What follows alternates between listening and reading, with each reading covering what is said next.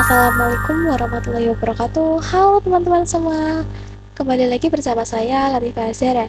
Dan pada kesempatan kali ini saya akan membahas bab yang ke-11 yaitu bridge. Pada video kali ini ada 3 materi yang akan kita bahas. Yang pertama ada konsep bridge, yang kedua firewall net dan DHCP pada topologi bridge, dan yang ketiga pengembangan topologi. Kita ke konsep bridge terlebih dahulu ya. Bridge adalah metode dalam menggabungkan beberapa interface menjadi satu interface virtual dengan kategori satu segmen jaringan yang sama. Bridge itu bekerja pada layer 2 dengan memisahkan collision domain menjadi dua bagian. Bisa teman-teman lihat pada gambar ini terdapat sebuah router yang menggabungkan dua interface, yaitu Ether 1 dan juga Ether 2 menjadi satu interface link virtual, sehingga kedua VPC tersebut mendapatkan network yang sama. Nah, apa saja interface yang bisa melakukan bridge? Yang bisa melakukan bridge itu adalah Ethernet Wireless, SFP, atau tunnel.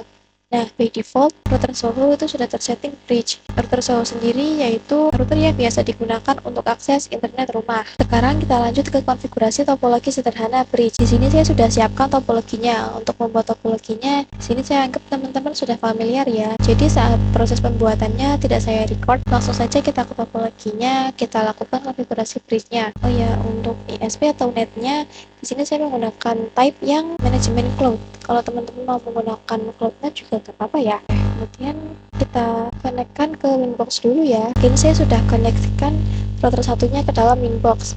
Nah, di sini kita klik menu bridge. Kemudian di sini kita klik add. Lalu di sini untuk name-nya, misalkan saya mau dia namanya itu bridge Azah.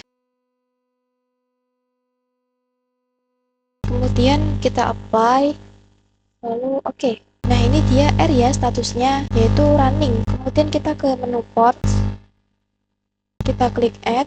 Nah, di sini kita pilih berapa saja yang mau dijadikan satu interface. Kalau saya itu tadi Ether 2 dan juga Ether 3. Berarti di sini saya pilih yang Ether 2, kemudian apply, lalu copy.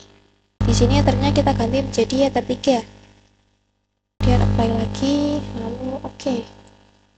Selanjutnya kita buat IP untuk yang mengarah ke VPC-nya. Di sini kita klik IP, kemudian kita ke addresses. Oke, di sini kita klik add. Misalkan di sini IP-nya saya mau 192.168.77.1/24. Interface-nya kita ganti menjadi bridge Azah. Dan sudah bisa kita apply. Oke. Lalu kita setting IP pada VPC-nya. Di sini kita buka terminal VPC 1 dan VPC 2-nya. Di VPC 1 kita ketikkan IP 192.168.77.2/24.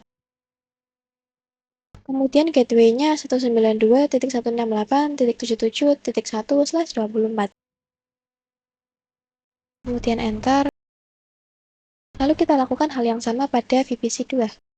Kalau VPC 2 ini berarti 77.3 ya. Dan enter. Oke, sekarang kita coba ping ke gateway-nya.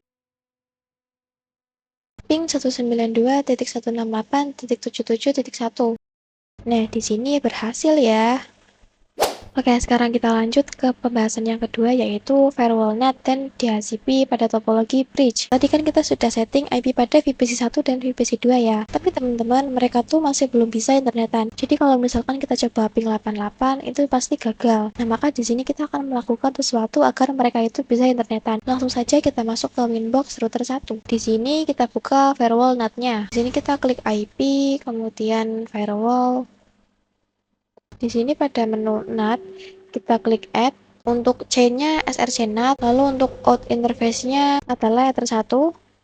Kemudian untuk action-nya adalah masquerade. Kemudian kita apply, lalu oke. Kemudian kita setting IP DNS pada PC juga. Di sini kita ketikkan IP DNS 888. Kemudian pada VPC 2 juga.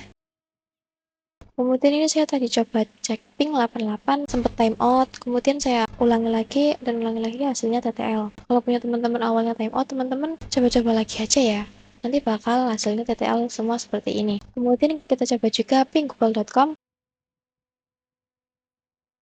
Nah, di sini juga berhasil ya, walaupun ada timeoutnya sekali. Selanjutnya, saya ingin mereka mendapatkan IP secara DHCP. Tadi kan itu masih statik ya, maka kita setting pada routernya. Kita ke IP, kemudian DHCP server, lalu kita klik DHCP setup. Untuk DHCP server interface-nya, kita pilih yang bridge aja.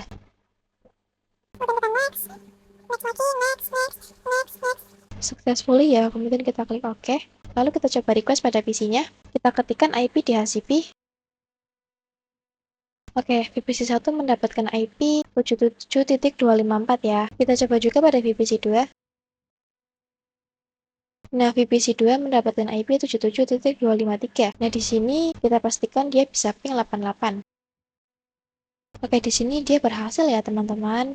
Oke, sekarang kita lanjut ke pembahasan yang terakhir, yaitu pengembangan topologi. Di sini saya sudah siapkan satu router dan satu VPC baru yang sudah saya hubungkan ya kabelnya. Jadi nanti goals-nya adalah router 1 ini akan terhubung dengan router 2, yang mana pada router 2 itu memiliki satu klien juga. Nah, nanti klien yang VPC 3 ini, saya ingin dia itu mendapatkan network yang sama dengan VPC 1 dan juga 2, dan dia juga bisa internetan. Nah, di sini kita buka terminal router 2-nya. Nah, di sini teman-teman pastikan saat di IP network print ini sudah terdeteksi. Kemudian di sini kita enable fitur romonnya. Seperti biasa, kita ke tool, kemudian romon, lalu kita ketikkan set enable sama dengan yes.